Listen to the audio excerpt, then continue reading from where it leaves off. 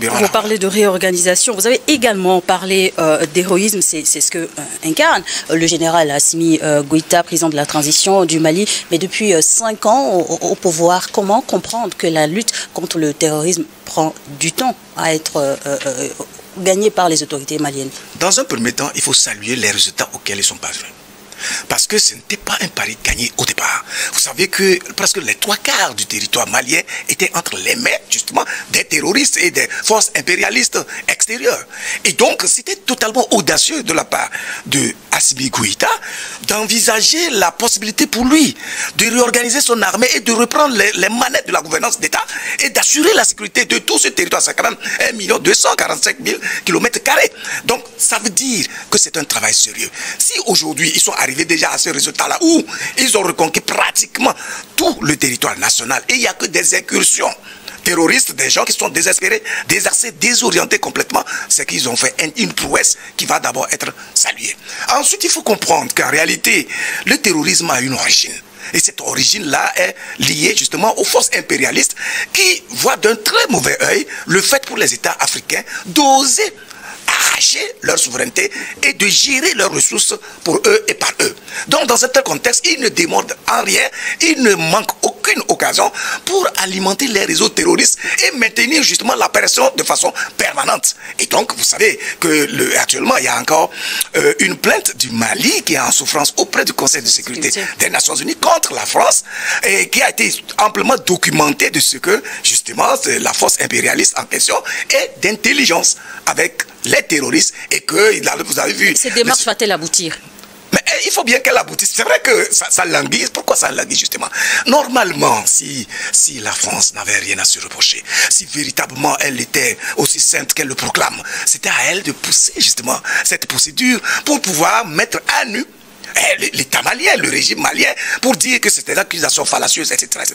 Alors si elle-même, elle étouffe la procédure, et en mettant son veto, et en utilisant tout son réseau au plan international, pour empêcher que justement la vérité éclate au grand jour, c'est sans doute parce qu'elle a conscience que les éléments qui seront mis à la place publique vont véritablement la débiter. Vous voyez? Donc je pense qu'en tout état de cause, on a le droit d'être confiant sur, en ce qui concerne la stratégie de gouvernance, en tout cas des 3 pays de l'AES, simplement parce qu'ils ont réussi le pari de couper ce cordon ombilical qui nous a toujours liés depuis la traite négrière jusqu'à aujourd'hui, et puis ils ont osé prendre en main les rênes de la gouvernance de leur pays, et vous voyez les résultats auxquels ils sont en train de parvenir, non pas seulement sur la question sécuritaire, mais également sur le plan de la diplomatie, du développement, etc. Vous voyez comment ils sont en train de financer des projets, comment ils sont en train de réorganiser la société, comment ils font en sorte que les valeurs endogènes, liées à la nature humaine,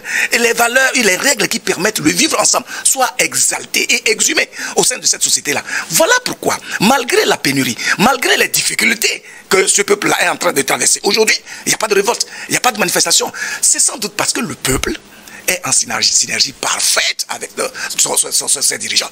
Il a compris qu'en réalité, pour aboutir à un résultat probant, convaincant et qui impacte l'ensemble du groupe, il faut un minimum de sacrifices. Et ça, oui, c'est une clé. Comment est-ce que le gouvernement malien aujourd'hui tente-t-il de rassurer les populations? Les cours sont suspendus pour 2 semaines. Ils reprendront donc que le 9 novembre prochain. Vous avez parlé d'un processus de réorganisation dans l'approvisionnement du carburant, mais face à cette grave pénurie et la situation actuelle, comment est-ce que le gouvernement tente de rassurer les populations maliennes? Le gouvernement rassure la population par sa cohérence, par la pertinence de ses choix, par sa lucidité et par son engagement résolu à faire face à tous les défis qui se posent à ce pays-là.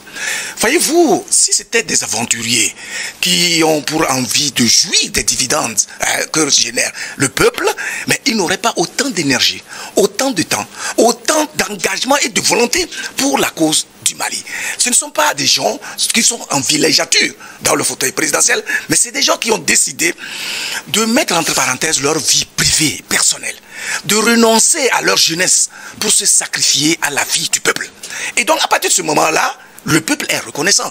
Et donc, dès lors qu'ils sont toujours cohérents, qu'ils sont rompus à la tâche, qu'ils s'engagent et qu'ils prennent à bras le corps tous les problèmes qui se posent au jour le jour à ce pays-là, il est clair que la population elle-même n'a pas d'autre choix que de les accompagner. Donc, le peuple est naturellement rassuré simplement parce qu'ils ont la preuve que ces dirigeants-là sont des dirigeants qui ont une conviction liée à la recherche du bien commun, lié à l'épanouissement du peuple, lié au fait que ce pays-là doit avoir un nom qui rayonne aussi bien en Afrique que dans le monde entier. Voyez que sur le plan diplomatique aujourd'hui, personne ne parle n'importe comment des pays de l'AES. Mais pourquoi? Parce que justement ces gens-là se sont engagés résolument à défendre avec une jalousie féroce l'identité de leur pays. De sorte qu'aujourd'hui, lorsqu'on parle du Mali, on parle du Burkina Faso, on parle du Niger, les gens tournent leur langue 2 fois avant de sortir les mots, puisqu'ils ont du répondant. Ils ont compris qu'ils ne peuvent plus vivre par procuration et qu'il faut vraiment agir concrètement pour rechercher par tous les moyens possibles les recettes qui permettent de mettre le peuple à l'aise. Et donc, ça veut dire que le peuple lui-même, il est déjà rassuré et c'est lui-même qui accompagne les actions. Il développe sa résilience sur le plan endogène et il se partage, il se complète même des choses. C'est-à-dire que lorsque aujourd'hui vous voulez aller à un endroit où vous n'avez pas de carburant, il y a toujours quelqu'un pour vous accompagner, pour vous dire, bon, mais j'ai ma voiture, j'ai mon carburant, venez. Ça développe quoi? Ça développe les valeurs de solidarité, la mutualisation des forces et des énergies. Voilà le secret de toutes les sociétés du monde qui évoluent. Et le carburant manque aujourd'hui à toutes les pompes dans les stations de service au Mali, et les autorités de l'Alliance des États du Sahel, l'AES, ont souvent dénoncé des actions visant, selon elles, à asphyxier leur économie nationale. Dans le cas du Mali, la situation actuelle marquée donc par une grave pénurie de carburant est-elle une parfaite illustration? C'est une illustration de ce que les ennemis n'ont aucune envie de démordre. Parce qu'ils estiment que lorsque ces pays-là vont s'épanouir, ils vont faire tâche d'huile. Il y aura une forme de métastase de cette nouvelle dynamique de gouvernance de nos pays. Et donc, lorsque les pays africains se montrent stables, organisés, structurés, commencent à se développer, vous allez voir qu'il y a des gens qui vont tousser à distance. Parce que justement, la vache à lait est coupée. Ils ne seront plus allaités comme ils se sont allaités depuis des décennies ou même des centaines d'années sur le dos du peuple africain. Et donc, ça veut dire en clair que les pays de l'AES ont décidé de donner la voix, cette voix qui nécessite du sacrifice, cette voie qui nécessite de l'engagement, de l'énergie. Cette énergie, vous ne pouvez pas l'avoir en permanence si vous n'avez pas un mécanisme, un état d'esprit qui vous permet chaque jour de vous renouveler de nouveau. Voyez? Donc, c'est clair que c'est du leadership nouveau que les dirigeants maliens ont initié et qui s'est donc répandu dans les 3 pays de l'AES est l'idéal pour nos États. Ils vont tout à fait réussir, même si pour l'instant il y a encore des épreuves qui sont là. Je pense que le plus difficile a été déjà fait, parce que le plus difficile justement, c'est d'arriver à cristalliser dans l'esprit des citoyens les défis, en tout cas l'état d'esprit idéal qui permet à tous les peuples du monde de s'affranchir. Et c'est un pari qui a réussi par le narratif nouveau qui a été créé et le style de communication qui est entretenu entre les dirigeants et le peuple. Aujourd'hui, quelles que soient les difficultés, le peuple comprend très bien où il veut aller avec son leader, et de ce point de vue, chaque citoyen comprend évidemment qu'il a une part de contribution dans ce processus. Même si on peut reconnaître qu'il y a des traîtres qui sont encore là, dans le monde politique comme dans le monde social, etc.